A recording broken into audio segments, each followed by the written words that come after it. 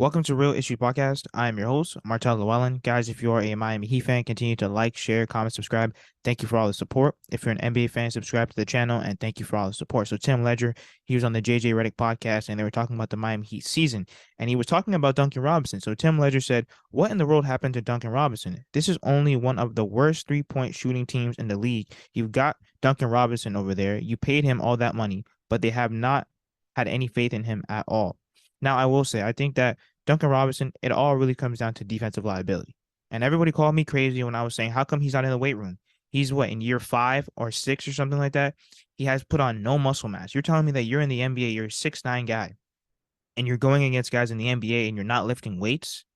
You're not getting stronger. You're not putting on muscle mass. And I get it. It's harder for these lengthier guys to do it. But come on, you're in the NBA. Don't you want to play? Don't you want to win? Also, too, he didn't really expand his game. You know, when you're a one-way pony and a one-trick pony, or however they say it, and you only shoot threes, okay, when your three-point shot is not hitting, what else do you bring to the game of basketball? People don't understand. You can't just be a three-point shooter in this day and age of the NBA. You have to be athletic. You have to be able to attack the rim. You have to be a good passer, a good rebounder, playmaker. Like, he doesn't bring any of that to the NBA. And I get it. Being a three-point shooter, you need rhythm. And I will say, I think that if you're going to pay the guy $90 million, all right, cool. We all know he has a worse contract in the NBA. I would at least play him at least spurts to see if you could possibly get him into a rhythm, because you can't expect a three-point shooter to just sit on the bench. You call him in and say, hey, listen, make 10 shots. It's impossible, especially game time rhythm. You can make shots in practice, but game time is a completely different thing.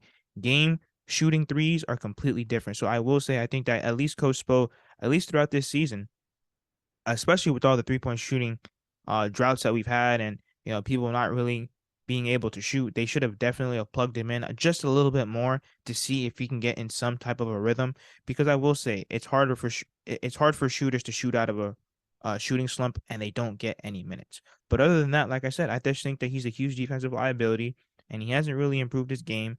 He hasn't put on the muscle mass, and who's he really going to play over? Max Strus, he can do a little bit more than him in terms of three-point shooting. He can attack the basket. He's a little bit more athletic.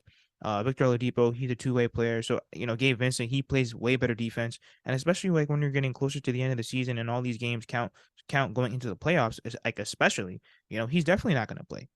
But like I said, the one thing that I will say is that he should have got maybe a few more minutes throughout the season to see if you can at least spark something.